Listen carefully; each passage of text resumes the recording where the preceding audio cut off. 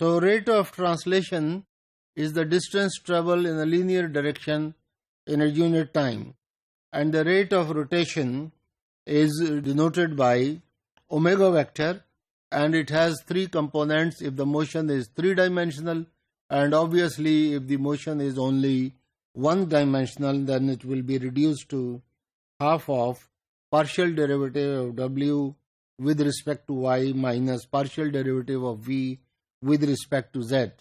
So this is for x direction, denoted by here with respect to the unit vector I. The I is the unit vector in x direction. Plus in the y direction, the component of rate of rotation will be half of the partial derivative of u with respect to z minus partial derivative of w with respect to x, and j is the unit vector in the y direction, plus half of partial derivative of v with respect to x minus partial derivative of u with respect to y. The three components together represent the vorticity vector. We call it also the rotation, rate of rotation, and this is in ijk direction. And as I have said, if the motion is only in the x direction, for example, then this vector will be reduced to half of partial derivative of w by y minus partial derivative of z. The other components will be reduced to 0.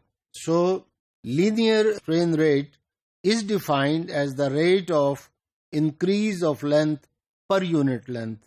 This is a standard definition for linear strain, that is in a straight line. In Cartesian coordinates, that is in the rectangular coordinates x, y, z, we will have epsilon xx. Xx means that it is in the x direction. So partial derivative of u with respect to x, eyy partial derivative of v with respect to y, and in the z direction it will be epsilon zz. The component epsilon z in the z direction is partial derivative of w by with respect to z. So it will be delta w by delta z as we normally call it, and all of you would be familiar with this notation which we study in calculus. Volumetric strain rate in Cartesian coordinates is described as, if V is the volume, 1 over V dV, capital dV by dt, and that is equal to epsilon xx plus epsilon yy plus epsilon zz, and that will be equal to delta u by delta x, that is partial derivative of u with respect to x, plus partial derivative of v with respect to y, and partial derivative of w with respect to z.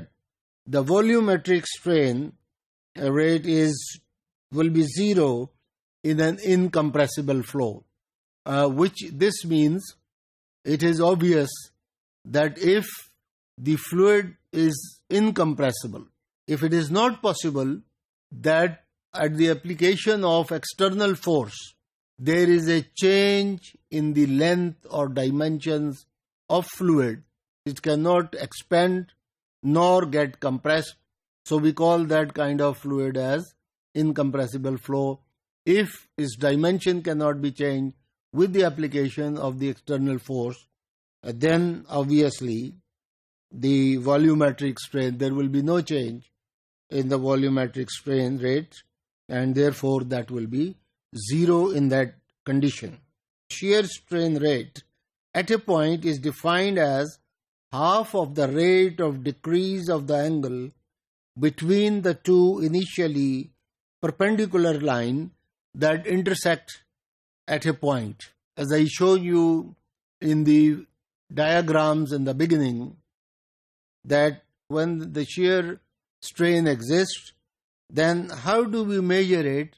Then the change of angle that takes place between two vertical lines will be representing this shear stress strain, and this ray it can be expressed in Cartesian coordinates as epsilon xy equals to half of partial derivative of u with respect to y plus partial derivative of v with respect to x.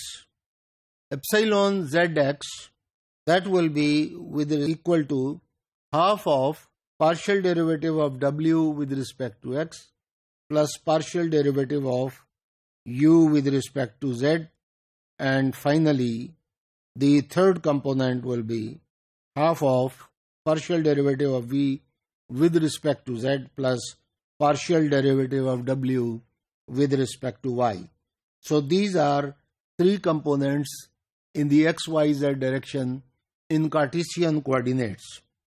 The rectangle, or otherwise what we call as rectangular coordinates. We can combine the linear strain rate and shear strain rate into one symmetric second order tensor called the strain rate tensor. You can see the format of the tensor. You can see the shear strain rate components, and this can be represented in a beautiful symmetric matrix. And this form of tensor, it fulfills all mathematical rules that are applied to tensors. So therefore that fits in very nicely in our tensor calculus and mathematics, and we can represent it easily. The shear strain rate and the three components you can see in the relevant direction at the relevant places, represented in a very symmetric tensor matrix.